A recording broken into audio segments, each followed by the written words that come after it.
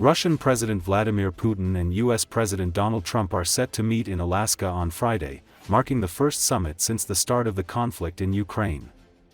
According to Associated Press, whether the talks can produce a peace deal remains uncertain, but many Moscow residents are hopeful. "This must end someday, so I hope that some kind of compromise can certainly be found," one resident said. "It's huge deal that the first step has already been taken," another commented. "There will definitely be an advantage. It will be Putin's first trip to the United States since 2015, for the UN General Assembly in New York. Since the US is not a member of the International Criminal Court, which in 2023 issued a warrant for Putin on war crimes accusations, it is under no obligation to arrest him. Putin sees a meeting with Trump as a chance to cement Russia's territorial gains, keep Ukraine out of NATO and prevent it from hosting any Western troops so Moscow can gradually pull the country back into its orbit. He believes time is on his side as Ukrainian forces are struggling to stem Russian advances along the front line amid swarms of Moscow's missiles and drones battering the country.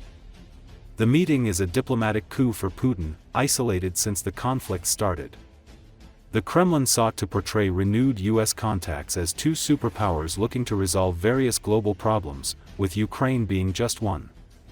Ukraine and its European allies are concerned a summit without Kiev could allow Putin to get Trump on his side and force Ukraine into concessions. Prior to Trump announcing the meeting with Putin, his efforts to pressure Russia into stopping the fighting had delivered no progress. The Kremlin's bigger army is slowly advancing deeper into Ukraine at great cost in troops and armor. Russia and Ukraine are far apart on their terms for peace.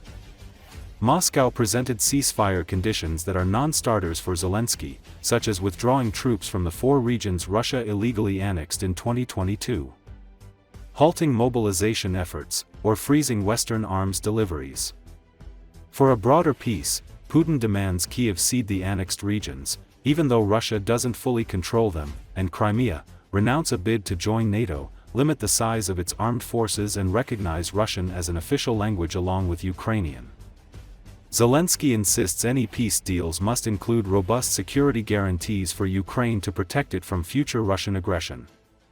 Exasperated that Putin did not heed his calls to stop bombing Ukrainian cities, Trump almost 2 weeks ago moved up his ultimatum to impose additional sanctions on Russia and introduce secondary tariffs targeting countries that buy Russian oil if the Kremlin did not move toward a settlement.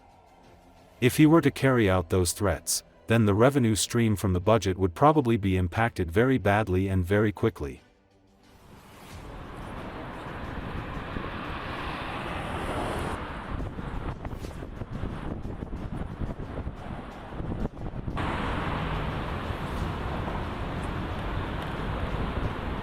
У всех свои интересы, надеюсь, что, скорее всего, до чего-то они должны договориться. Я думаю, что не просто же так они туда и летят.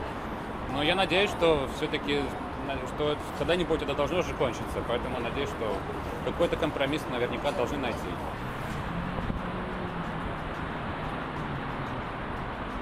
Ведь на это не только наша страна смотрит, Америка в том числе, и весь мир. Все сейчас смотрят на то, что будет происходить. Это огромное дело. Это огромное дело уже то, что сделали первый шаг. Что такое логика? Встал на первую ступень лестницы, ты дойдешь. Все, вот они встали, значит, будет плюс однозначно.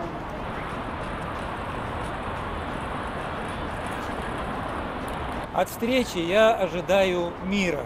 Я хочу, чтобы наконец прекратились войны, которые одолевают нашу планету в разных концах.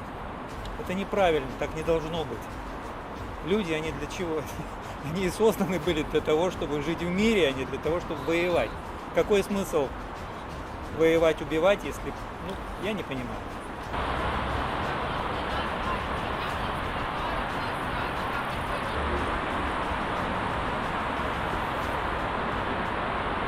The budget is under pressure, and if the oil price were to go down, or if Russia's exportability was to be restrained, or if there was extra spending required on the military, for example, then Russia would have potentially a financial crisis, or certainly a funding crisis, coming into next year.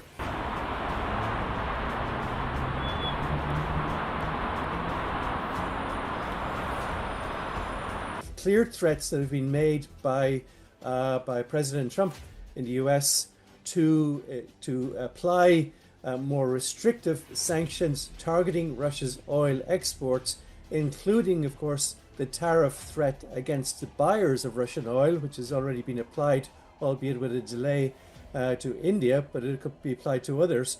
So if he were to carry out those threats, then the revenue stream from the budget would probably be impacted very badly and very quickly.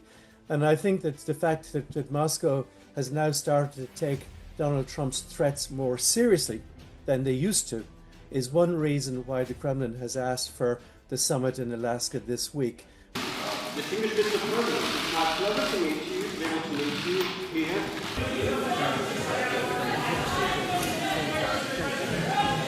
That's a big incentive for Russia. They would be looking for sanctions restricting oil exports, sanctions restricting cross-border trade settlements, and sanctions affecting the Russian financial system.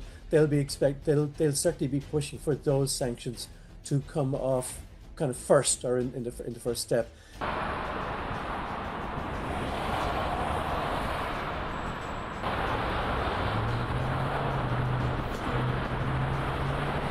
Данная встреча, полагаем, должна позволить сконцентрироваться лидерам на обсуждении всех накопившихся вопросов, начиная с украинского кризиса и заканчивая препятствиями на пути становления нормального функционального двустороннего диалога, который, естественно, имеет важнейшее значение с точки зрения обеспечения международного мира и стабильности.